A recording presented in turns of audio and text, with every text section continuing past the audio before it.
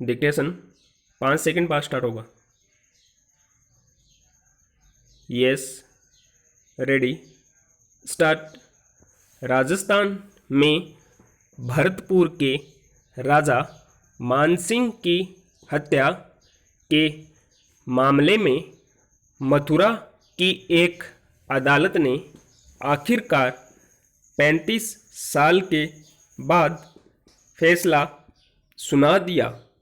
21 फरवरी 1985 को राजस्थान की पुलिस ने रास्ते में घेरकर मानसिंह की हत्या कर दी थी और उसे दो तरफा मुठभेड़ बताने की कोशिश की, लेकिन इतने लंबे समय तक चली सुनवाई के बाद यह साबित हुआ कि वह दरअसल सुनियोजित हत्या की घटना थी, जिसे मुठभेड़ का नाम दिया गया था।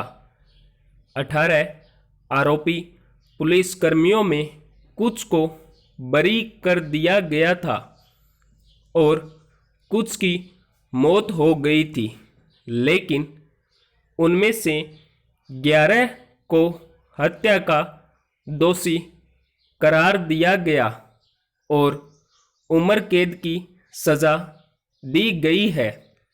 एक आम घटना के तौर पर देखें तो यही लगता है कि जिस तरह अपराध पर काबू पाने के नाम पर पुलिस मुठभेड़ में अपराधियों को मार गिराने का दावा करती है, यह भी उसी तरह की घटना रही होगी।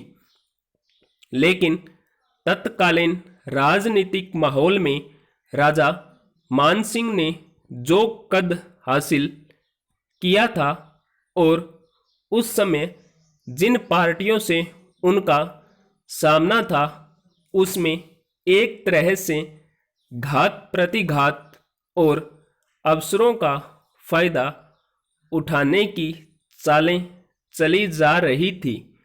उसी क्रम में मानसिंह का सीधा और आक्रामक टकराव राजस्थान के तत्कालीन मुख्यमंत्री से हो गया था। पैरा जाहिर है यह सत्ता और राजनीति के व्यूह में वर्चस्व और हैसियत की लड़ाई थी, जिसमें एक आम पहचान और औजार की तरह पुलिस ने जरूरत होने पर मानसिंह के खिलाफ कानूनी कार्रवाई को प्राथमिकता देने के बजाय मुठभेड़ का रास्ता चुनना जरूरी समझा। हालांकि कानून को अपने हाथ लेने वाले वे पुलिसकर्मी यह याद नहीं रख सके कि कानून के कटघरे में मुकदमा आने के बाद देर सबेर इंसाफ सुनिश्चित होता ही है। गौरतलब है कि राजा मानसिंह 1952 से लेकर 1984 तक 7 बार निर्दलीय विधायक चुने गए थे।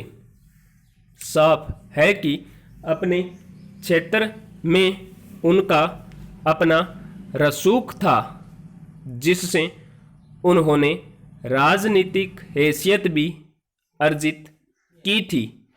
हालांकि उनकी यही हैसियत शायद कुछ लोगों की आंख का कांटा भी बन गई थी।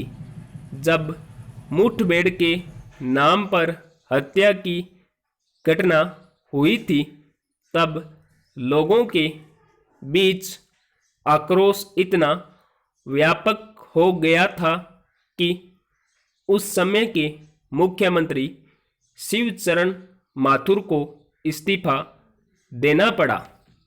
अब 35 साल बाद जब यह फैसला आया है, तब एक तरह से उनके इस्तीफे के सही होने पर मुहर भी लग गई कि उन्होंने मानसिंह से निपटने के लिए गलत रास्ता चुना था।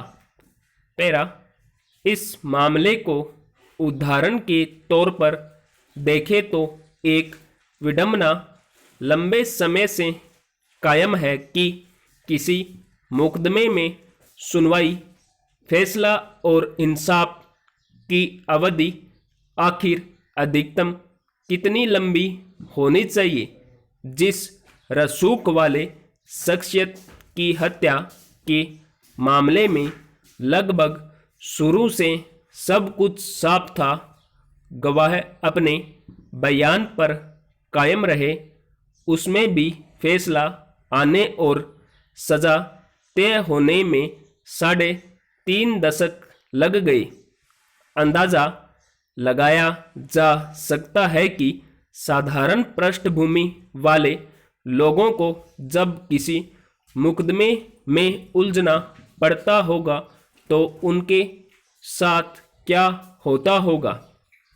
ऐसे मामले अक्सर सामने आते रहे हैं जिनमें अदालती और कानूनी जटिलताओं से गुजरकर किसी मुकदमे को फैसले के अंजाम तक पहुंचने में 30 या 40 साल लग गए। अक्सर ऐसी स्थिति हो जाती है कि इतने लंबे समय बाद आया फैसला इंसाफ के बावजूद नाइंसाफी लगने लगता है। अदालतों में ज़रूरत के मुकाबले जजों की कमी से लेकर अन्य जटिल कानूनी प्रक्रिया तक ऐसे तमाम कारण हैं जिनकी वजह से न्याय में हुई देरी कई बार न्याय की गुणवत्ता को कम करती हुई लगती है। 3-4 दशक तक चले मुकदमे दरअसल न्यायिक सुधार की दिशा में ठोस पहलकदमी की जरूरत को रेखांकित करते हैं। स्टॉप।